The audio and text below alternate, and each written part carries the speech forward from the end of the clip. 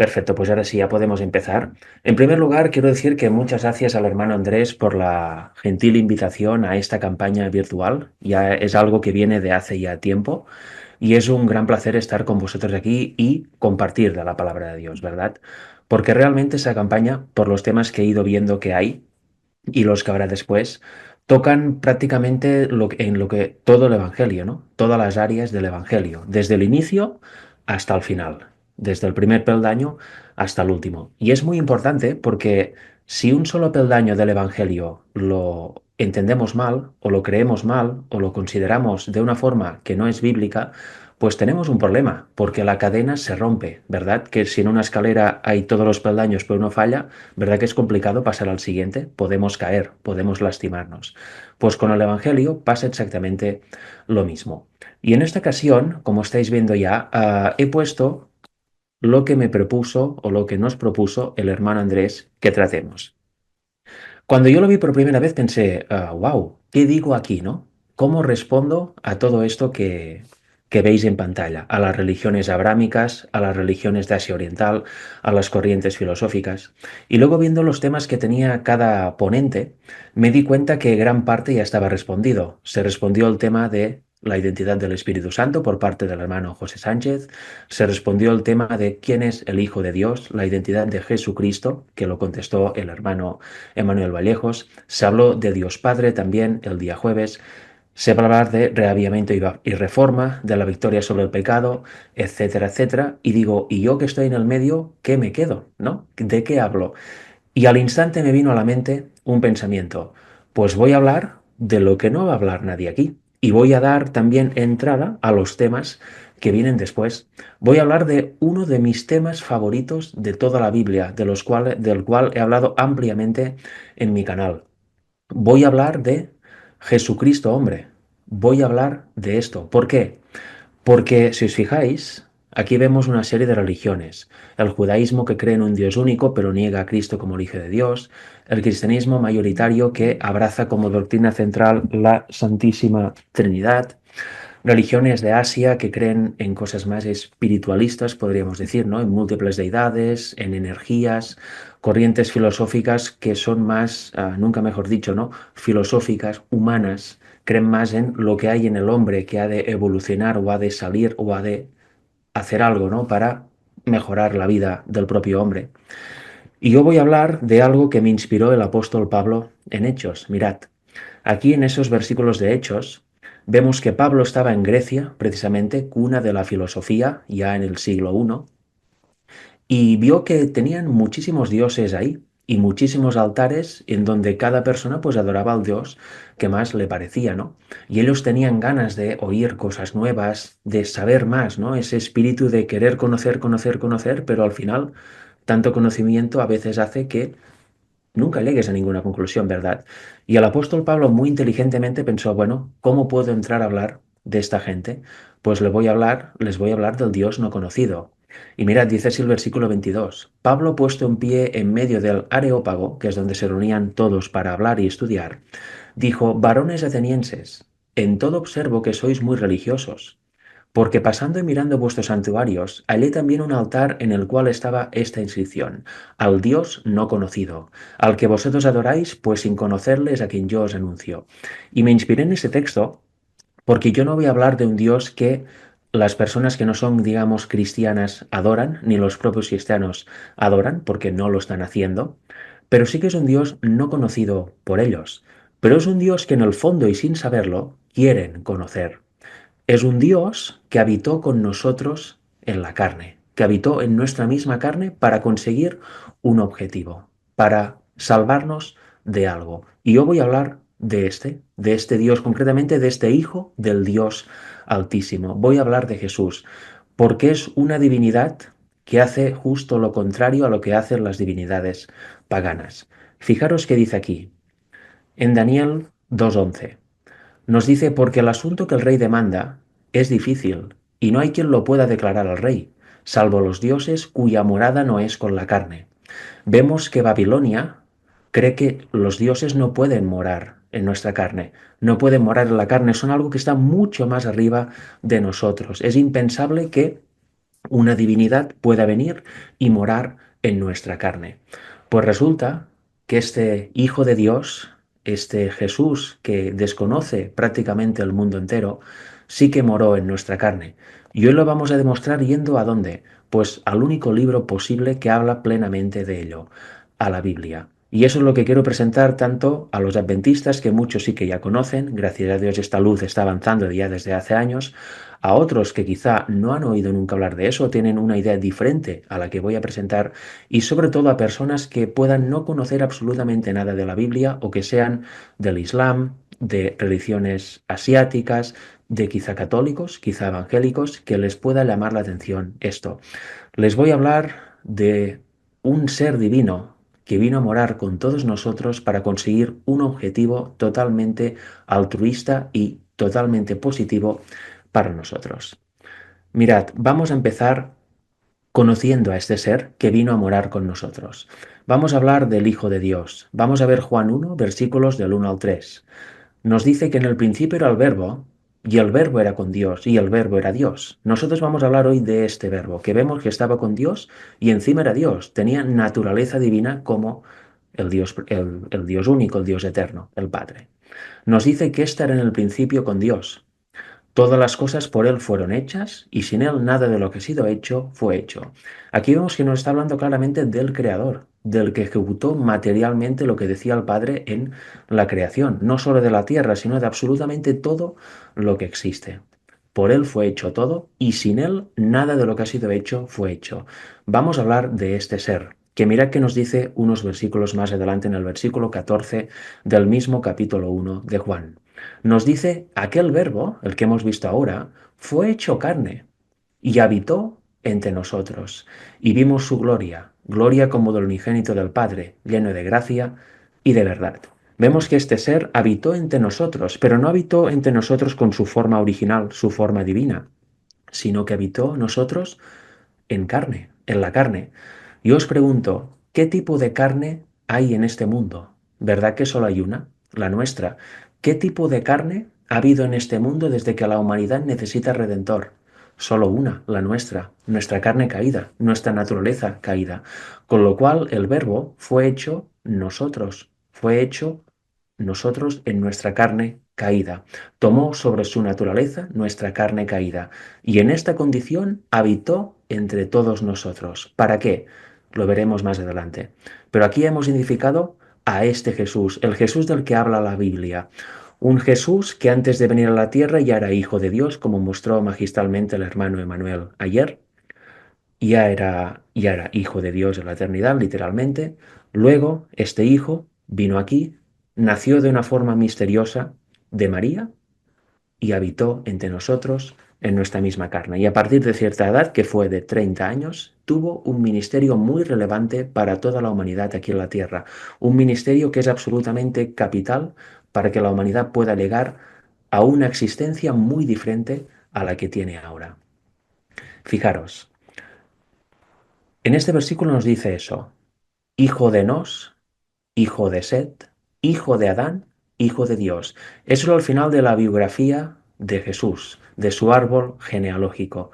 Nos dice que como último eslabón humano, hijo de Adán. Y luego que viene, hijo de Dios. Lo que os decía, ya era hijo literalmente del Padre antes de venir a encarnarse. Por eso dice hijo de Dios, pero justo antes que hijo de Adán. ¿Qué Adán necesitaba redención? ¿Qué Adán necesitaba un salvador? Obviamente el Adán caído. ¿Adán antes de caer necesitaba un salvador? Por supuesto que no, para nada. ¿Por qué? No había pecado. Pero cuando Adán pecó, empezó ahí a necesitar un salvador. Con lo cual Jesús viene de este linaje. Es hijo de este Adán caído, con lo cual tiene la misma naturaleza que tenía Adán en ese momento. Naturaleza caída, que es justo la que tenemos todos también por nacimiento. Y fijaros, si lo queréis ver un poco más claro, vamos a Romanos.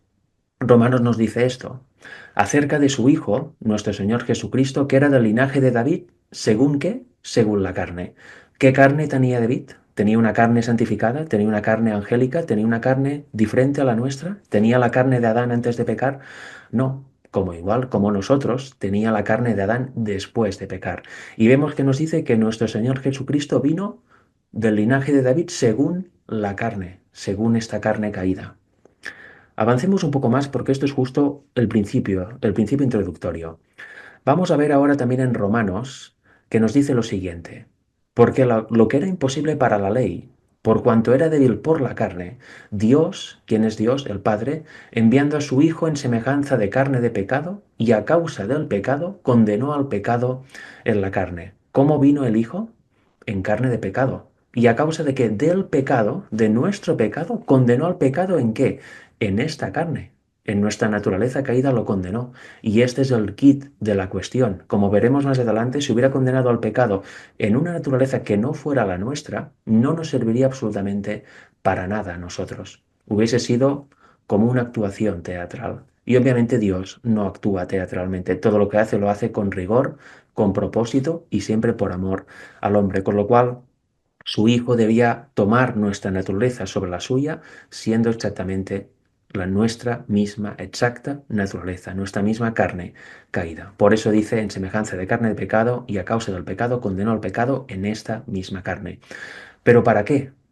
¿Qué propósito tenía? Lo dice el versículo 4, para que la justicia de la ley se cumpliese en nosotros, que no andamos conforme a la carne, sino conforme al Espíritu.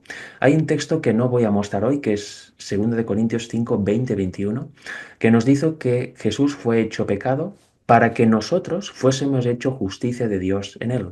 Ese es el intercambio. Él vino, tomó nuestra naturaleza, cargó todos nuestros pecados encima de él, y a cambio, ¿qué nos da? Su justicia. Él murió la muerte que nosotros teníamos que morir, la muere Él por nosotros y a cambio nos da su justicia, a la cual no teníamos acceso alguno antes de que Él hiciera esto y culminara su ministerio en la cruz. Pero vamos a seguir un poco más adelante porque recién estamos empezando. Mira qué dice Hebreos. El capítulo segundo de Hebreos es absolutamente capital y vital para entender ese tema de la naturaleza humana de Jesús, para conocer a este Salvador que se hizo nosotros con un propósito único, con un propósito que no encontraréis en ningún otro libro que no sea la Biblia, en ninguna otra religión. Mirad, nos dice así el versículo 9 de Hebreos 2. Dice, pero vemos a aquel que fue hecho un poco menor que los ángeles. A Jesús, vemos que lo deja claro, está hablando de Jesús, y dice que fue hecho un poco menor que los ángeles. Imaginaros, en su naturaleza humana, coronado de gloria y de honra, a causa del padecimiento de la muerte, para que por la gracia de Dios gustase la muerte por todos, porque convenía a aquel por cuya causa son todas las cosas y por quien todas las cosas subsisten, que habiendo de llevar muchos hijos a la gloria, perfeccionase por aflicciones al autor de la salvación de ellos. Vemos que el capítulo 2 de Hebreos habla claramente de Jesús, hecho un poco menor que los ángeles, y yo digo más, hecho menor incluso que Adán, porque cuando Adán fue creado, en su estado original, fue creado un poco menor que los ángeles, pero Jesús vino a ocupar el lugar del Adán caído, con lo cual ya había rebajado un poco más esa condición. Con lo cual imaginaros cómo vino Jesús después de 4000 años de pecado, de degeneración de la raza. Y eso fue conveniente porque Él tenía que perfeccionarnos ¿a qué? A nosotros, para llevarnos a muchos de nosotros a la gloria, tenía que perfeccionarse Él mismo con la aflicción, soportando la tentación como veremos en un momento y venciéndola estando en nuestra misma carne, venciéndola en nuestro lugar para luego habilitarnos a que nosotros lo podamos hacer igual que Él si pedimos su mismo poder. Mirad, versículos 14, y aquí son versículos absolutamente centrales, versículo 14 al 16.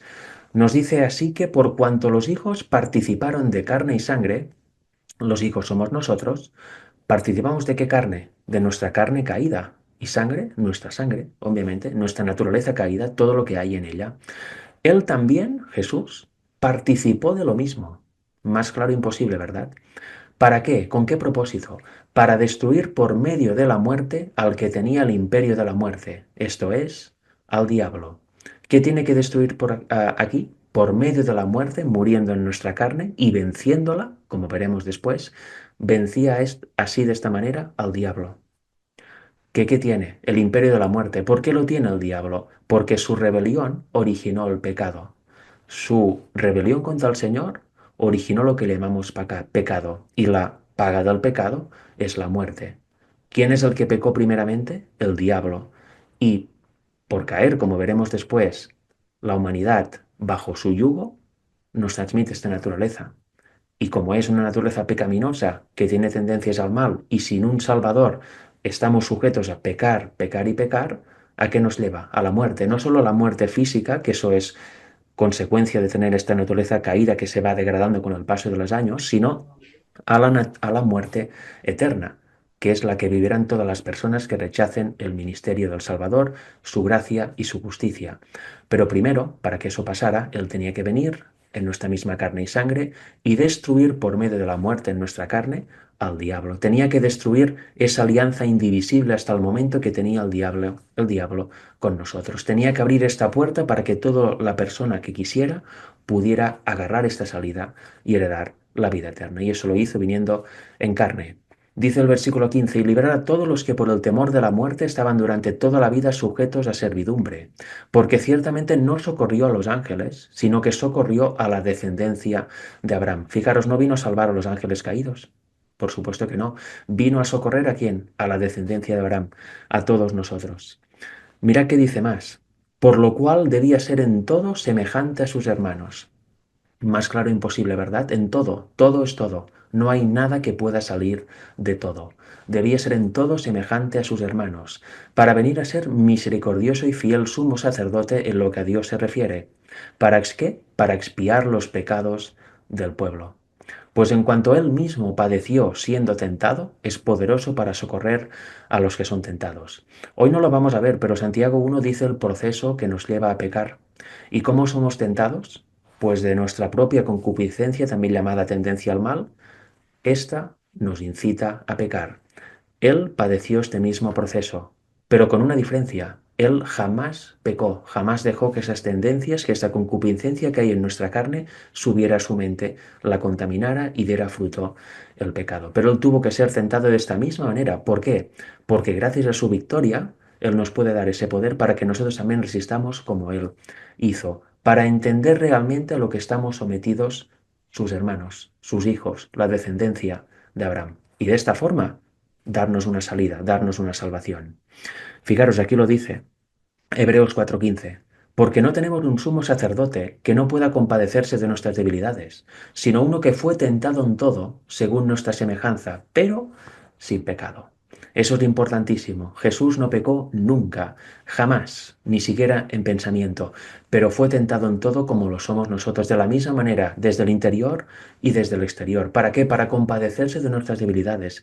Él debía conocer a qué estamos sometidos para poder darnos una salida, para poder servirnos de ejemplo y decir, veis, yo siendo vosotros he vencido por el poder del Padre. Vosotros, si aceptáis mi justicia y me aceptáis a mí, podéis hacer lo mismo. Ese es el trato. Mirad, siguiendo avanzando, vamos a ver Gálatas 4, versículos del 4 al 7. Estos son unos textos muy conocidos que realmente se puede hacer casi un tema de cada uno de ellos. Yo una vez empecé el tema de la naturaleza humana de Jesús a partir de Gálatas 4:4 y a partir de ahí seguí adelante. Hay muchos lugares por donde empezar. Pero hoy lo he puesto aquí en el medio, porque aquí casi se ve todo el plan de salvación. Fijaros, al menos desde que Cristo vino aquí a la tierra. El versículo 4 nos dice, pero cuando vino el cumplimiento del tiempo, Dios, que es el Padre, de nuevo, envió a su Hijo, nacido de mujer y nacido bajo la ley. ¿Envió a quién? ¿A un compañero? ¿Envió a alguien que pasaba por ahí? No, envió a su Hijo. Y este Hijo vino aquí y nació de María. No vino un ser que cuando nació de María pasó a ser hijo, sino que ya vino el Hijo literal de Dios. Nació de María y cuando una vez había nacido pasó a ser hijo del hombre, pero aún seguía siendo hijo de Dios. Así dice también el espíritu de profecía. Con lo cual, este hijo es el que vino. Y eso es un punto fundamental del Evangelio. Y nació de mujer, con lo cual María le dio la naturaleza humana, que revistió su naturaleza divina. Y nació también bajo la ley. Eso es otro tema que no vamos a ver hoy, pero aquí ya vemos, en cierta manera, cómo le fueron cargados ya los pecados de toda la humanidad sobre él. A partir del Getsemaní, empezó a sentir la culpa, empezó a sentir el vacío de que Dios se aleje de ti, pero toda la vida tuvo cargado los pecados de la humanidad sobre él. Imaginaros lo que tuvo que sentir durante toda su vida. Fue tentado en todo como nosotros y también le fueron cargados desde el inicio todos los pecados de la humanidad. Como os digo, eso es algo que no se acepta muy a menudo en el adventismo. Se piensa que es a partir del Getsemaní o en la cruz, ¿no? Pero ahí Ahí sufrió la muerte segunda y sintió la culpa. Fue un paso más allá, por eso el peso era ya desgarrador. Pero durante toda su vida sintió eso en su naturaleza humana. Versículo 5 dice, para que redimiese a los que estaban bajo la ley, a fin de que recibiésemos la adopción de hijos. Y por cuanto sois hijos, Dios envió a vuestros corazones el espíritu de quién? De su Hijo, el cual clama, Abba Padre. ¿Qué envía el Señor a nuestros corazones? Y luego lo veremos un poquito más, el espíritu de su Hijo. ¿Para qué? Para clamar con él Abba Padre, para ser convencidos de pecado, para que también procedamos al arrepentimiento, para que el pecado sea vencido en su totalidad gracias a la intervención del Espíritu de Cristo. ¿Y cómo puede ser eso? Pues porque Él vino en la carne. Él vivió siendo nosotros cuando estuvo aquí en la tierra, con lo cual sabe perfectamente lo que nos sucede, sabe perfectamente nuestra condición y envía su propio Espíritu que sabe perfectamente nuestra condición para hacernos vencer el pecado si nosotros así lo queremos. Si enviara, como dice la doctrina de la Trinidad, a otro ser, a un ser que no sabe para nada en qué condición vivimos, ni sabe lo que sentimos cada día, pues tendríamos un problema, ¿verdad? Porque él actuaría viéndolo desde fuera. Pero el Espíritu del Hijo sabe perfectamente lo que nos sucede. ¿Por qué? Porque es Cristo mismo en su naturaleza divina. Y luego vamos a ver una cita muy reveladora acerca de eso. Versículo 7. Así que ya no eres esclavo, sino hijo. Y si hijo, también heredero de Dios, ¿por medio de quién? Por medio de Cristo. Vemos que la Biblia de Génesis y Apocalipsis nos habla de Cristo. Ya en la caída en el Edén, Cristo se interpuso entre el Padre y nosotros como mediador. A partir de ahí ya tenemos un mediador, que vino a ser nosotros unos 4000 años después. Fijaros a qué vino Jesús, el resultado del ministerio de Jesús. En Mateo 1:21 nos lo dice. Dice, y dará a luz un hijo y llamará su nombre Jesús, porque él salvará a su pueblo de sus pecados. Ese texto no dice que nos salvará en nuestros pecados, sino que nos salvará de nuestros pecados, que es muy diferente salvarnos en que salvarnos de, ¿verdad? ¿Y cómo puede hacer eso? Por lo que hemos visto, viniendo a ser nosotros, tomando nuestra misma naturaleza y sufriendo todo lo que nosotros sufrimos a diario, pero con una diferencia, venciéndolo con el poder del Padre en él. Fijaros, vamos a leer dos citas para terminar este pequeño apartado, que nos van a aclarar aún más lo que hemos visto. Esta está en Mensajes Selectos, página 290, párrafo 1, que nos dice así: Cristo no tomó la naturaleza humana en forma aparente, no era una simulación, la tomó de verdad.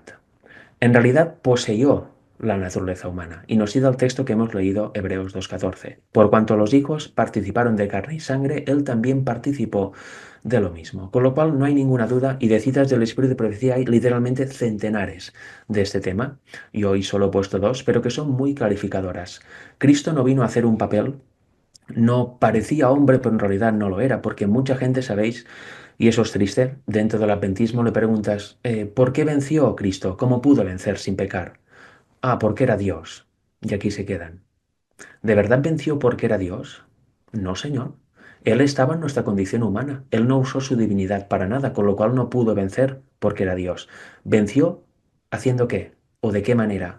Por el poder del Padre en él. Pero él aquí actuó como hombre, para darnos ejemplo perfecto. Nosotros no podemos actuar como Dios, porque no somos dioses. Actuamos en nuestra esfera, siendo hombres, con nuestra naturaleza humana caída. ¿Y qué podemos hacer? Pedir al Padre el poder para que nos salve de caer a la tentación. Eso es lo que Él hizo. Por eso no tomó la naturaleza humana en forma aparente, sino que la tomó de verdad. Él realmente poseyó la naturaleza humana. Y ahora os comento la cita que os decía hace un momento del Espíritu de Cristo. Mirad qué dice aquí.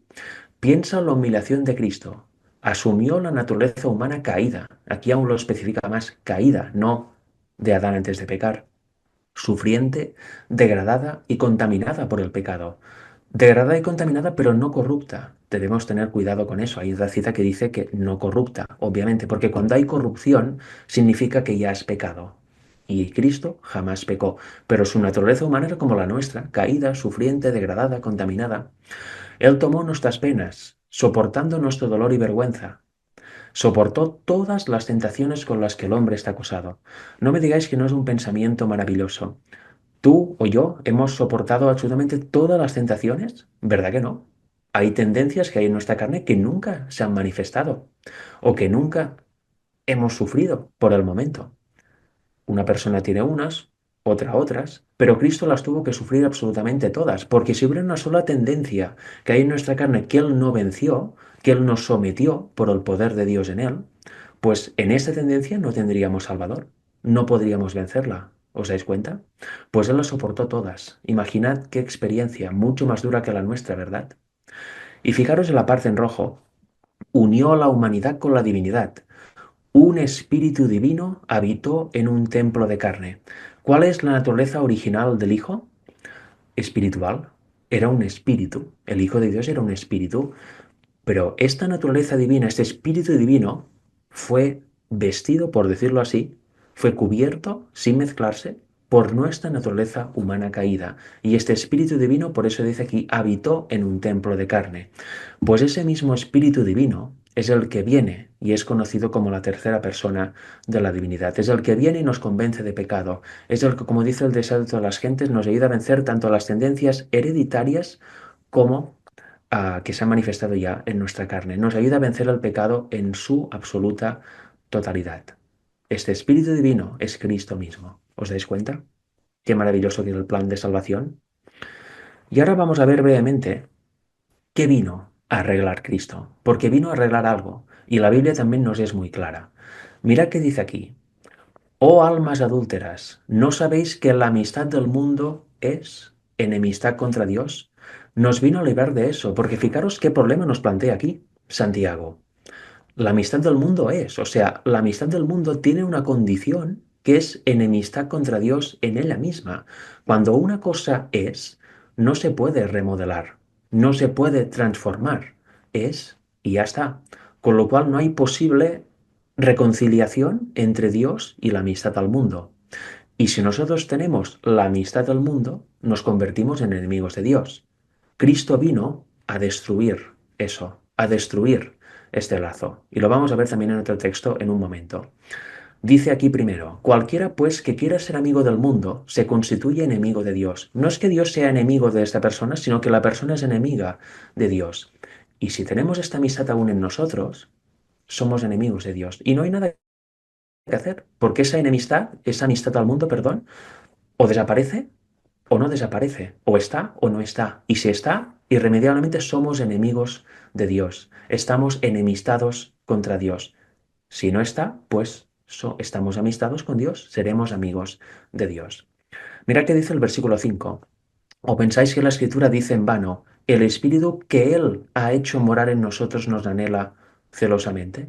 ¿Qué Espíritu? El Espíritu del Hijo, como dice Gálatas 4, el Espíritu de Cristo, como dice Romanos, ese Espíritu divino que habitó en un templo de carne, como dice el Espíritu de profecía. Mirad, nos lo dice también otro texto en Romanos. Por cuanto los designios de la carne, que es lo mismo que hemos visto aquí, la amistad del mundo en el fondo, son enemistad contra Dios. Ya tenemos los dos testigos. La amistad al mundo y los designios de la carne son una misma cosa, provienen de lo mismo. Y esto es y son enemistad contra Dios. Es su naturaleza, no hay nada que hacer, o están o no están. ¿Por qué es así? Porque no se sujetan a la ley de Dios, ni tampoco pueden. Con lo cual vemos una vez más, ¿no? Vamos comprendiendo, no hay posible reconciliación entre los designios de la carne y Dios. No hay posible reconciliación, no hay posible transformación, porque aunque quisieran sujetarse a la ley de Dios, dice la Biblia que no pueden, con lo cual no hay nada que hacer, se tienen que destruir, se tienen que desarraigar de nuestro ser. Y eso es lo que vino a hacer Cristo en nosotros. Mira qué dice el versículo 8. Y los que viven según la carne no pueden agradar a Dios. Ya lo hemos visto 3 veces, dicho de forma diferente, pero más claro imposible, ¿verdad? Los que viven según la carne, los que hacen caso a los designios de la carne, los que son amigos del mundo, no pueden para nada agradar a Dios. Y no pueden sujetarse a la ley de Dios. Y son enemigos contra Dios. Tienen esa enemistad en ellos. ¿Cómo se rompe? Pues como lo hizo Cristo. Fíjate, sigamos leyendo un poquito más. Aquí nos dice, mas vosotros no vivís, y eso es el seguimiento del relato de los 2 versículos que hemos leído ahora, no vivís según la carne, sino según el Espíritu, Si es que el Espíritu de Dios, o Espíritu del Hijo, o Espíritu de Cristo, o Espíritu de Santo, o Espíritu Santo, mora en vosotros. Si ese Espíritu, si Cristo en su naturaleza divina mora en nosotros, ya no vivimos según la carne. Qué interesante, ¿verdad? Y si alguna no tiene ese espíritu, no tiene el espíritu de Cristo, no es de él. Aún está viviendo con el mundo, con la amistad del mundo en él. Versículo 11. Y si el espíritu de aquel, cuidado, ¿quién es este? El espíritu de aquel, ¿quién es? El espíritu del Hijo, no. Aquí es el espíritu del Padre, el espíritu del Dios Padre.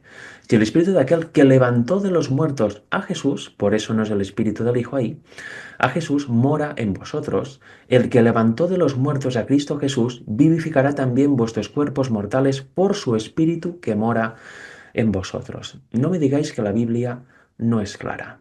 Cómo se elimina esta amistad al mundo, esa enemistad contra Dios? Pues lo hizo Cristo, morando en nuestra naturaleza humana y venciendo el pecado en su totalidad. Y gracias a eso nos envía su Espíritu para que también sea una realidad en nosotros. Si Él no hubiera vencido, siendo nosotros en nuestra misma carne, todo eso que estamos leyendo no sería posible, ya que no sería justo. Satanás podía decir, hombre, pero se ha venido con ventaja, con una carne diferente a la de ellos y ahora los salva así. No, hombre, no, no es justo. Y Dios siempre es justo, con lo cual vino como tenía que venir, hizo lo que tenía que hacer de la manera que tenía que hacerla y ahora nos da la salida que es mediante su espíritu. Ese espíritu morando en nosotros y estando con nosotros permite destruir por completo la amistad al mundo que tenemos innata, esos designios de la carne. Nos permite, y lo veremos también después, nos permite recuperar el libre albedrío de forma real. Podemos elegir siempre pecar o no pecar cuando venga la tentación. ¿Por qué? Porque si elegimos que no y nos agarramos de la mano fuerte del Padre, Él nos dará su poder mediante Cristo y resistiremos la tentación. Cuando estemos a punto de caer, veremos la salida y no caeremos. Si elegimos por el contrario no agarrarnos del Padre y querer vencer por nuestras propias fuerzas, pues caeremos. Y esta será nuestra decisión. Pero tengamos claro que no hace falta que nunca más volvamos a cometer un solo pecado. Y todo eso es gracias a Cristo y la ayuda que Él nos promete, viniendo en forma espiritual también en nuestros días. Mirad, vamos a ver de dónde proviene esto y esa es la última parte del tema, que me comentaron que no fuera muy largo. Vamos a Génesis capítulo 3. ¿Cómo empezó todo? ¿Por qué somos así? ¿Por qué tenemos por naturaleza una naturaleza caída? Amamos los designios de la carne, somos amigos del mundo. Por qué pasa todo esto, no? Pues viene en el inicio de este mundo. Mirad, dice así, pero la serpiente era astuta, más que todos los animales del campo que Jehová Dios había hecho, la cual dijo a la mujer, ¿con que Dios os ha dicho, no comáis de todo árbol del huerto? Y la mujer respondió a la serpiente, del fruto de los árboles del huerto podemos comer, pero del fruto del árbol que está en medio del huerto, dijo Dios, no comeréis de él ni lo tocaréis para que no muráis. Fijaros, aquí la serpiente viene diciendo una mentira. ¿Para qué? Para provocar una contestación, una respuesta. Es muy astuta, ya lo hemos visto en la cuarta palabra o quinta palabra del versículo 1, pero la serpiente era astuta. Y le dice a Eva, no comáis de todo el árbol del huerto, qué extraño, ¿no? Y Eva dice, obviamente, no, no, no, sí que podemos comer del fruto de todos los árboles, pero de este de ahí no. Ah, bueno, ya tiene Satanás, por medio de la serpiente, su respuesta, su inicio de conversación. Y más adelante, ¿qué dice? Entonces la serpiente dijo a la mujer, no, hombre, no, no moriréis, sino que sabe Dios que el día que comáis de él, serán abiertos vuestros ojos y seréis como Dios sabiendo el bien y el mal. Aquí vemos claramente el mandamiento del Señor. No comáis de este árbol, comed de todos menos de este. Y cuidado que hay un ser que está buscando haceros caer, está buscando la ruina. Tened cuidado de él. Eva, no te separes de tu marido, tened mucho cuidado, no os acerquéis al árbol, no comáis de él. Eva se apartó de Adán, fue cerca del árbol, ya dicen, qué bonito, ¿no? Qué bonito este árbol, voy a acercarme. Y luego ahí está el ser que les había dicho, pero no apareció tal como es, sino que usó a una serpiente, que curiosamente dice la Biblia era el animal más precioso de aquel tiempo. Yo me imagino que era como un dragón absolutamente precioso, ¿no? Porque si volaba es la imagen que me viene a la mente. Qué curioso que usara también a la serpiente, ¿no? Y le quedará como emblema a Satanás. ¿Y qué dice? Lo primero que dice, Primero intenta provocar una conversación, de hecho lo consigue mintiendo o diciendo un error para que Eva lo corrija, teóricamente, y luego le dice, no, no, no moriréis. Está contradiciendo claramente al Señor, le está diciendo a Eva, no creas a Dios, te ha dicho que morirás, pero no es verdad. Es más, os ha dicho esto para que no conozcáis algo que sí Él conoce y llegáis a ser como Él. Esa es la gran mentira del diablo. Mirad, he puesto este apunte para no olvidarme. Hasta este momento, Adán y Eva recibían las instrucciones directamente de Dios. Y eso es verdad. ¿Quién se la comunicaba? Cristo estaba ahí, con ellos, y se los comunicaba. Y esas eran una realidad en su vida. Recibían instrucciones, ellos las obedecían y eran parte de su vida, ¿verdad? Todo iba bien. Pero ahora recibieron las palabras de otro. Y este otro es el rebelde, el originador del pecado, el diablo, Satanás. Y su percepción fue afectada. Y eso lo debemos tener claro, porque también nos pasa a nosotros. Si oímos las palabras de Dios, en este caso por medio de Cristo, nuestra mente estará equilibrada. Haremos lo que a Dios le agrada y lo haremos además queriendo y de corazón. Estaremos bien. Realmente nuestra vida será como la que Dios quiere. Pero si empezamos a escuchar palabras del otro, de Satanás, y puede venir a través de personas, a través de cualquier tipo de cosa, música, etcétera. Si empezamos a escuchar o a recibir, mejor dicho, las palabras del otro, nuestra percepción automáticamente será afectada. Y lo que está escrito claramente en la Biblia lo veremos desde otra perspectiva. Diremos, bueno, aquí dice eso, pero yo creo que en realidad se refiere a otra cosa, ¿no? O a veces en casos extremos. Aquí dice esto, pero en realidad lo que quiere decir es justo lo contrario. Qué manera más rara de actuar tiene Dios, ¿no? Yo cada vez que me dicen eso, me quedo asombrado. Pero bueno, eso es cuando pasa, cuando se oyen las palabras de otro. Nuestra percepción es afectada. Satanás tiene el poder también para distorsionar nuestra mente si nosotros le damos entrada y podemos acabar leyendo la Biblia y llegando a unas conclusiones tan ajenas al texto que nos parecerán correctas que realmente es para asustarse. Y por eso hay tantísimas denominaciones cristianas en el mundo. Por eso hay tantas religiones, pero sobre todo lo que más triste es, hay más de 50.000 religiones cristianas y todas creyendo que tienen la verdad. Y todas con doctrinas dispares, doctrinas completamente opuestas las unas de las otras. No hay el Espíritu de Cristo actuando, se le ha echado, ¿verdad? Y todo pasa por aceptar o empezar a aceptar en cierto momento las palabras de Satanás. Lo claramente explicitado en la Biblia se niega, se rechaza o directamente no se ve. Qué tremendo, ¿no? Bueno, y muchas veces se tergiversa. Porque mirad qué le empezó a pasar a Eva justo después de aceptar las palabras del diablo. Dice, y vio, aquí ya no dice razonó inteligentemente, preguntó al Señor, sino que la mujer ya se basaba en sus propios sentidos que empezaban a estar un poco desequilibrados por recibir las palabras del diablo. Dice que Eva vio que el árbol era bueno para comer. ¿El árbol era bueno para comer realmente? No, no, no. Dios dijo que no. Del árbol no comeréis, porque si coméis de él moriréis. Con lo cual, ¿por qué Eva estaba viendo que ahora el árbol repentinamente era bueno para comer? Porque su mente ya no era su mente. Ya estaba siendo influenciada por la del diablo. Y además dice que era agradable a los ojos, los sentidos, ¿verdad? Qué bonito que es esto, qué bello. ¿Lo bello y lo bonito es bueno? ¿Es una equivalencia que siempre existe? ¿Verdad que no? Y árbol codiciable, ya le empezó la codicia, algo que antes no tenía. Y árbol codiciable para alcanzar ¿qué? La sabiduría. ¿Qué sabiduría? La que Satanás le había dicho. Si te ha dicho Dios que no comas, o os ha dicho que no comáis, porque os priva un conocimiento, para que no lleguéis a ser como Él. Os lo está privando, lo está prohibiendo. Mirad qué malo es Dios. Y él ella quería esta sabiduría.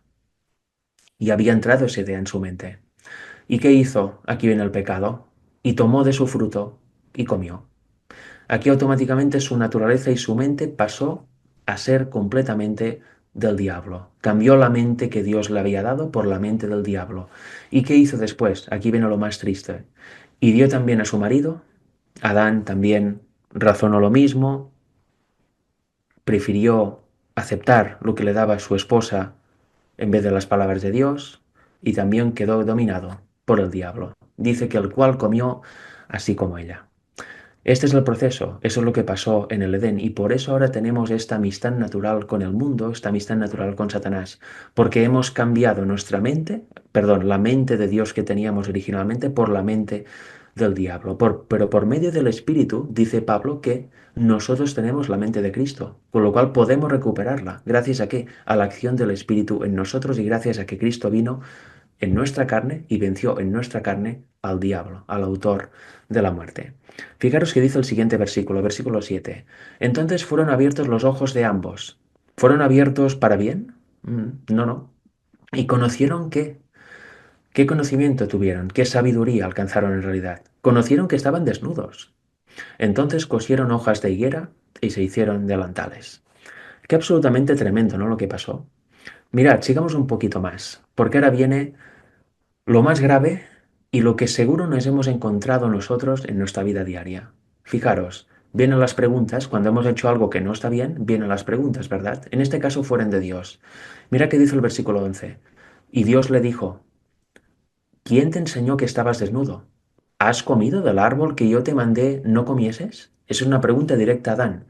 Adán aquí no dijo, sí, perdón, Señor, he comido del árbol que me mandaste que no comieses, lo siento. ¿Dijo esto Adán? Es lo que debería haber dicho, pero aquí ya no tenía su mente. Aquí ya tenía la mente influenciada por el diablo, tenía la mente del diablo en él. ¿Y qué es la mente diabólica? ¿Qué conlleva? Orgullo, el no querer reconocer nunca un error. ¿Y qué más? Empezar a culpar a los demás. Mirad, versículo 12. Y el hombre respondió, la mujer que me diste por compañera me dio del árbol y yo comí. ¿Qué le está diciendo aquí? Le está diciendo que simplemente no, es que es culpa de Eva. Le está diciendo en el fondo, Señor, si no me hubieras creado esta mujer, yo no habría comido. ¿Veis qué grave es el efecto del pecado en nuestra mente? Versículo 13. Entonces Jehová dijo a la mujer, ¿qué es lo que has hecho? La pregunta es, ¿qué has hecho? O sea, la respuesta es, he comido del árbol que dijiste que no comiera. Perdón, Señor. Pero Eva tampoco contestó así. ¿Qué dijo la mujer? La serpiente me engañó y comí. ¿Eso es verdad o es falso? No, es verdad. La serpiente la engañó y comió. Y Adán mintió, no, no, para nada. Eva vino, toma, aquí está el fruto, come. Y Adán comió. Pero resulta que Adán podía haber dicho que no a Eva. No, no, yo no voy a comer, yo voy a ser fiel a Dios. Y Eva podía haber dicho a la serpiente, no, no, no, te acabo de decir que Dios nos ha dicho que no podemos comer de este árbol porque si no moriremos. No quiero hacerte caso e irse. Pero no, Eva hizo caso a la mujer, a la serpiente, tomó conscientemente del fruto, es una decisión personal e intencional que ella tomó, no por obligación, y Adán hizo lo mismo con Eva. No obligó a Adán, come, come, come, come. No, no, no. Fue Adán que dijo, vale, pues ya como. ¿Por qué? Por razonamientos propios errados. ¿Os dais cuenta, no, de nuestra situación? Pues de todo esto Cristo nos vino a librar y a salvar. Eso es los designios de la carne. Es la amistad al mundo, la cual es imposible de transformar. O se tiene o no se tiene. En otras palabras, o se vive en la carne o se vive en el espíritu, como hemos leído hace un momento. Fijaros, no respondieron lo que se esperaba. Aquí vemos que aparece la defensa propia, la autoprotección. En el fondo empezó el miedo. Cuando alguien hace algo malo, por ejemplo de pequeños, alguna travesura, alguna cosa que no podíamos hacer, no había miedo, ay, mamá lo ha descubierto, o papá lo ha descubierto, o el abuelo, o quien fuera, alguien más mayor que tiene autoridad. Buf, qué momentos más terribles, ¿no? ¿Por qué? Teníamos miedo del castigo. Y en ningún momento se nos ocurría confesar la verdad. Si hay un hermano pequeño, el hermano fue o la hermana, o el perro, o es que yo no, ¿verdad? Actuamos igual, pero es que de mayores, igual. Nunca reconocemos los errores si no tenemos el Espíritu de Cristo en nosotros. El orgullo puede más, la defensa propia y la autoprotección. Tenemos el mismo espíritu que tenía Satanás. Y eso lo podemos leer, si no me equivoco, en Isaías 14. Nos enseña que Satanás anhelaba habitar donde habita el Altísimo. Y es lo que genera este orgullo. Alguien que anhela vivir donde vive Dios, ¿va a reconocer sus errores? No, no, no, yo soy el mejor. ¿Quién me va a decir algo a mí? Pues se despertó eso en Adán y Eva y se nos despierta a nosotros de forma natural también. ¿Por qué todo eso? Porque ya no tenían, como he dicho antes, la mente de Dios. Estaban bajo el poder de la mente de Satanás.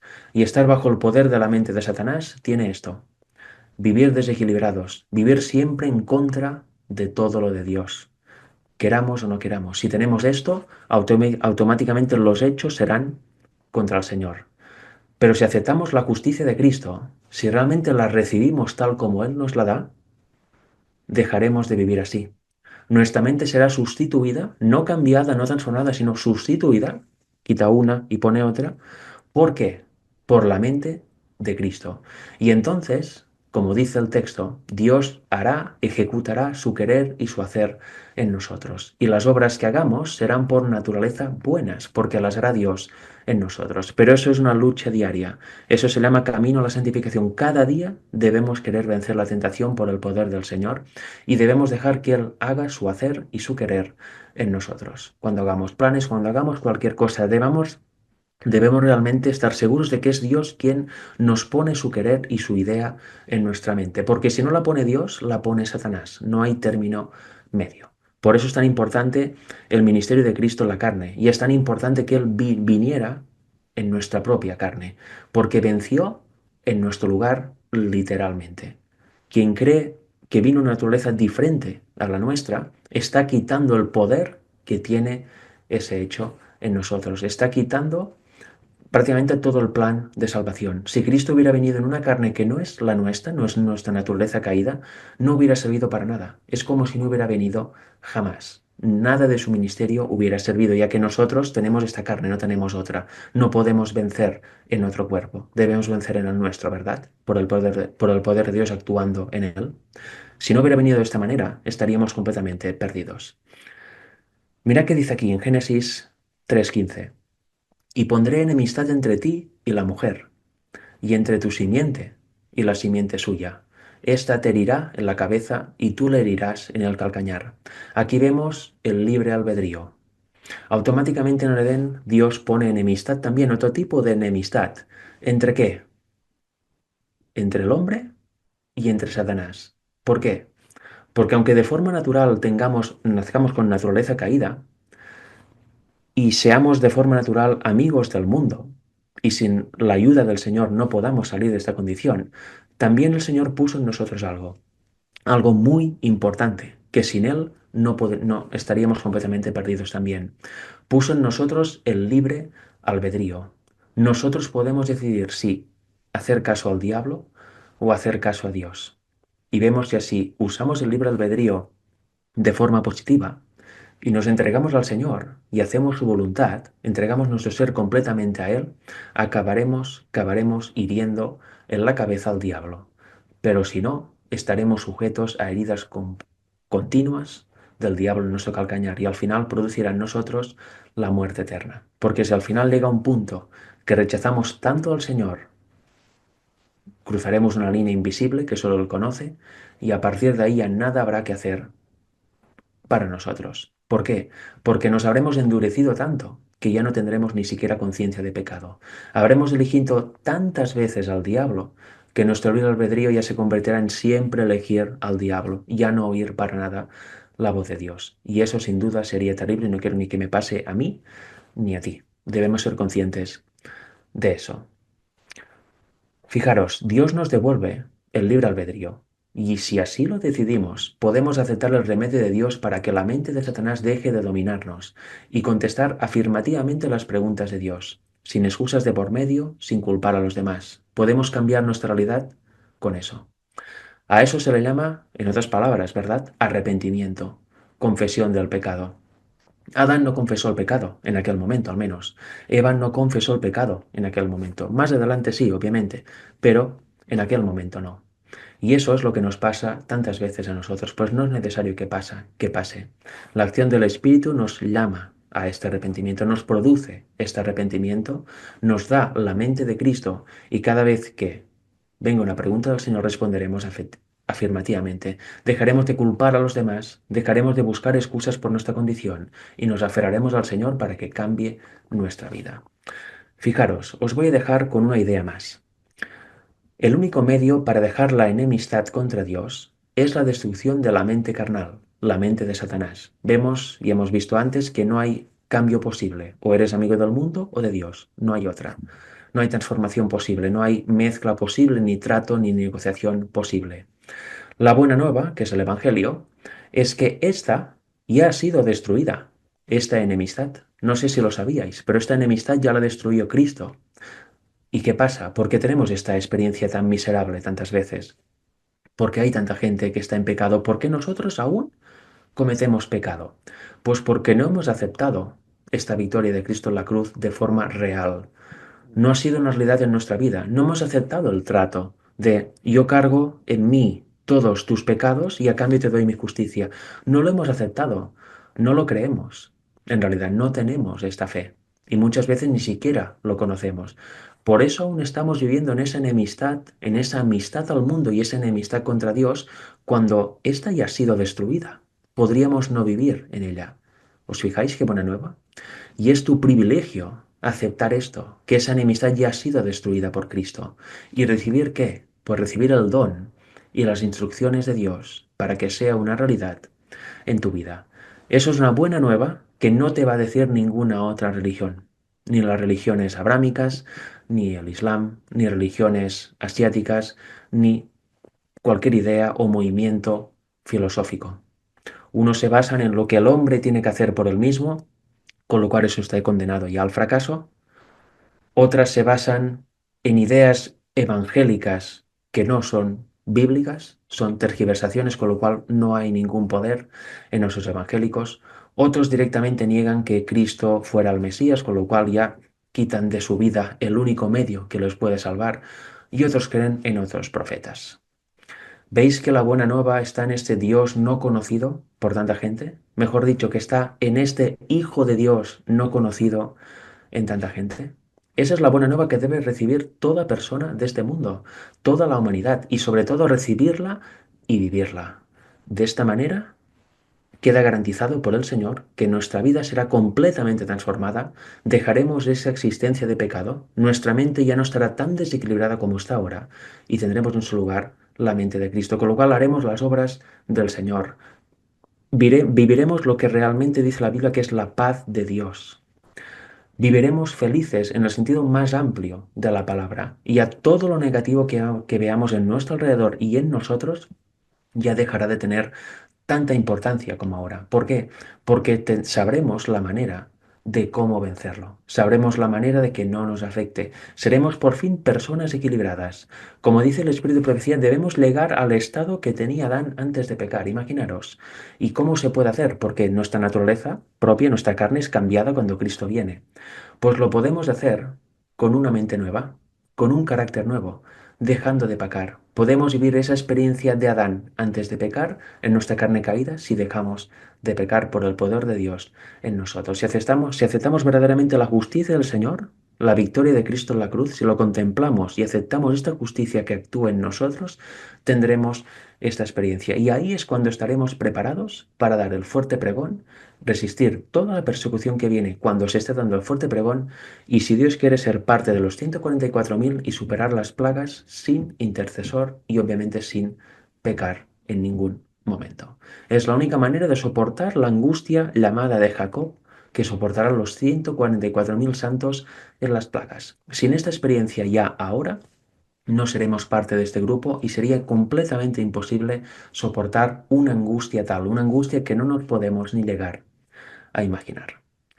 Y hasta aquí el tema de hoy, hermanos. Espero que os haya sido de bendición. Para mí lo ha sido prepararlo y hablarlo tantísimas veces en mi canal y en persona con otros hermanos, otra gente. Espero que os haya, digamos, bendecido y también que hayáis aprendido quizá algo nuevo o si no hayáis cimentado algo que ya conocíais. Pero eso es absolutamente central en la vida de un cristiano, conocer esta parte del Evangelio, esta parte absolutamente cristocéntrica. Que Dios os bendiga. Amén, hermano Frederick. Gracias por su predicación el día de hoy, por el tema que compartió, que sin duda y por lo que podemos ver tanto por los comentarios que han llegado por interno como por el chat, ha sido de gran bendición para cada uno de los asistentes.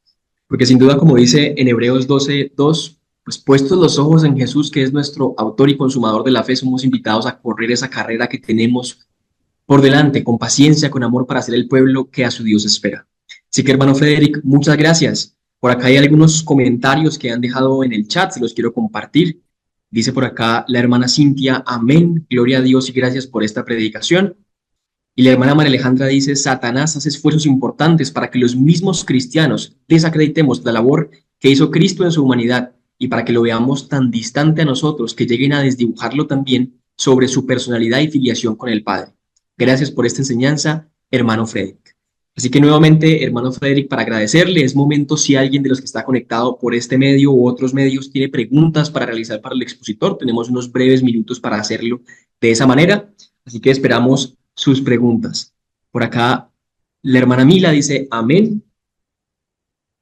Así que de verdad ha sido de gran bendición y gran provecho la predicación que Dios ha puesto en usted, hermano Frederick. Gracias por compartir eso con nosotros el día de hoy. Nuevamente esperamos sus preguntas. Si alguien tiene alguna pregunta o algún comentario adicional antes de finalizar el segmento con el hermano Frederick, es el momento para hacerlo. Vamos a dar un minutico para eso.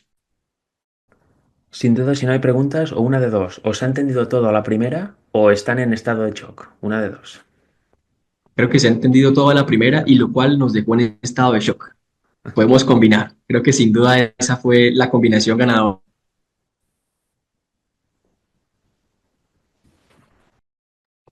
Bueno, hermano, por acá me llegan unas preguntitas por, por interno. Dicen, ¿quiénes son las ovejas de otros rebaños y qué relación tenemos con ellos?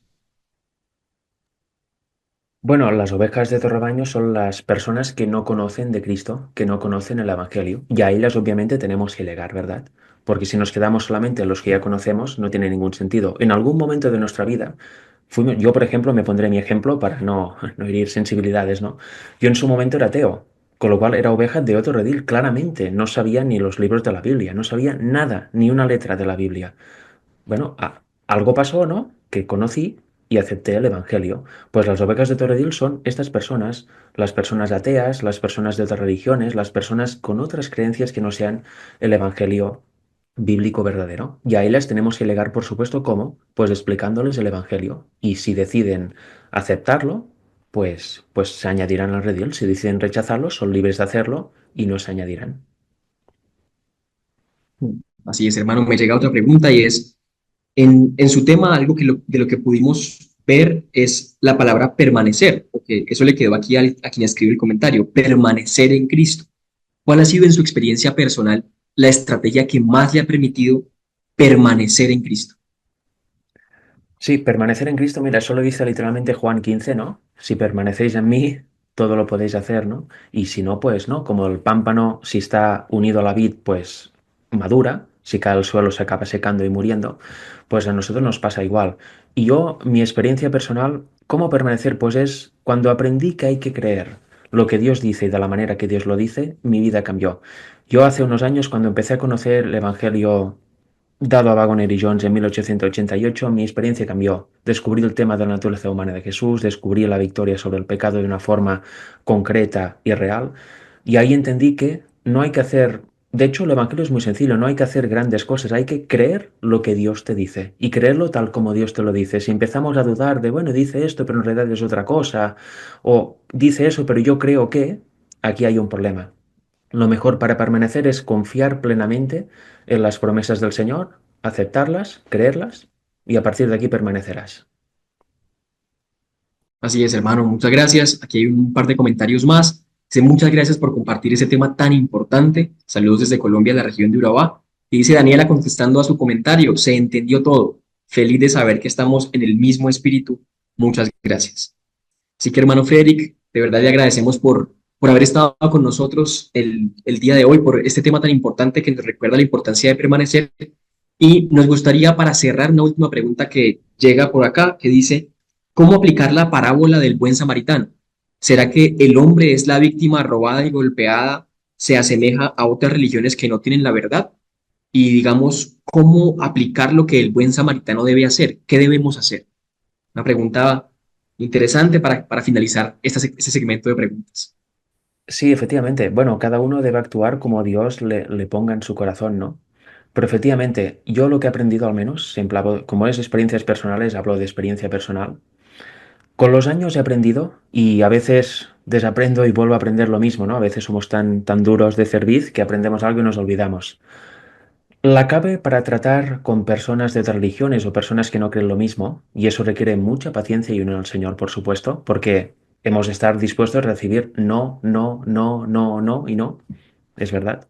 Cuando hablamos con gente de la misma fe es muy fácil, sí, amén, amén, y todo es muy divertido, ¿no? Todo es muy sano. Pero cuando hablamos con gente que no cree lo mismo, obviamente aparece el no, o incluso espíritus rebeldes y espíritus que pueden llegar a calumniar a uno, ¿no? Pero la clave es eso, nunca, o sea, nunca, es predicar la palabra y dejar que ésta actúe. Yo antes, y no hace mucho tiempo, ¿no? Aún lo hacía a veces por error, digamos, quieres añadir énfasis a la palabra. Lees una cita, lees un texto y quieres añadir tanto énfasis que acabas casi queriendo obligar a la gente a creer, ¿no? ¿Veis qué claro es esto? ¿Veis qué sencillo? ¿Veis que claro, cómo no podéis verlo, no? Pues eso es más perjudicial que beneficioso. Debemos aprender a dejar que la palabra actúe por sí misma. La palabra tiene suficiente poder. Nosotros somos instrumentos que Dios nos ha elegido para predicarla, pero esta tiene el poder y en toda alma sincera va a hacer el efecto deseado. Con lo cual debemos predicar la palabra a personas que no creen lo mismo y jamás, jamás, jamás hablar de otros ni culpar a otros. Que eso también lo he aprendido varias veces a lo largo de mi vida espiritual y de mis predicaciones, ¿no? A veces el diablo se mete en tu mente, ¿no? Y dice, no, pone énfasis allí, habla de aquellos de tal. Eso generalmente, si se hace con un mal espíritu, no tiene ningún resultado positivo. A veces se puede hacer algún comentario con espíritu bueno y eso sí ayuda, pero si no, no. Con lo cual, la mejor estrategia, sobre todo con personas de otras religiones, es no les digáis, eso que creéis es incorrecto, no está bien. Mira que te voy a explicar yo, porque eso pone una valla. Tú mismo pones una reja delante, un muro, mejor dicho, y la persona ya se cierra, porque a quien le gusta que le digan, eso que crees tú no vale para nada. No, hombre, no. Le puedes decir, por ejemplo, qué bien eso que crees, ¿no? Pero yo tengo algo que quizás es mejor. ¿Quieres que te lo cuente? Y luego, si está dispuesta la persona, te va a escuchar. Yo usaría esta estrategia, sin duda.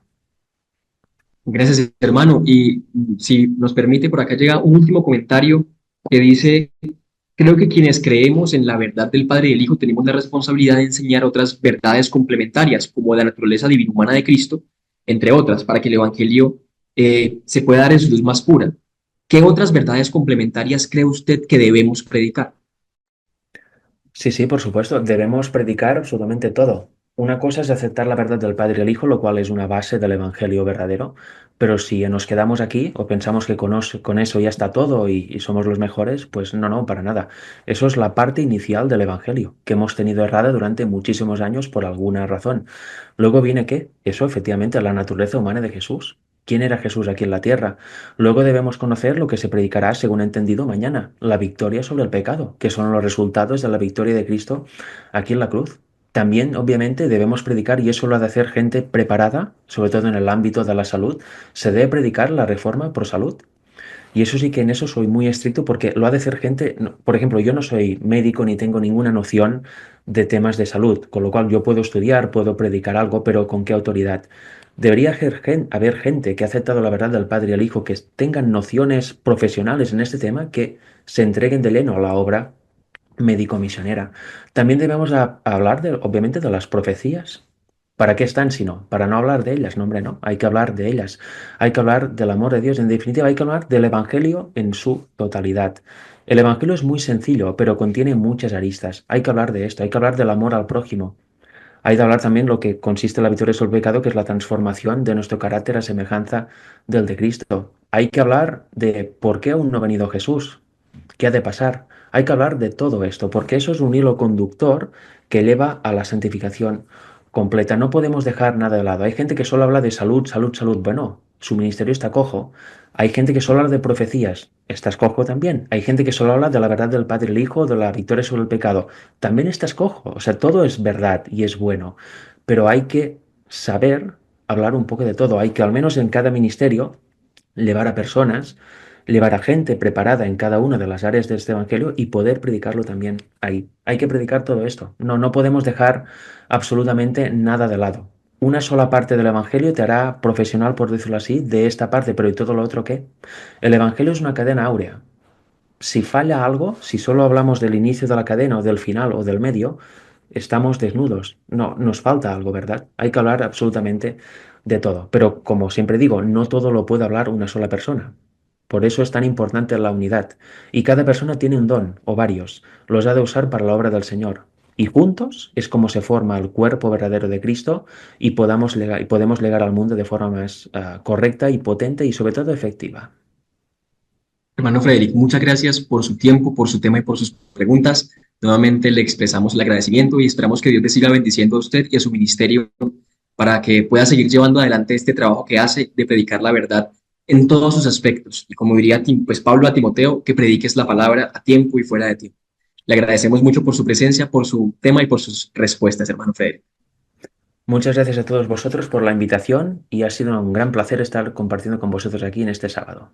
Que Dios os bendiga. Amén.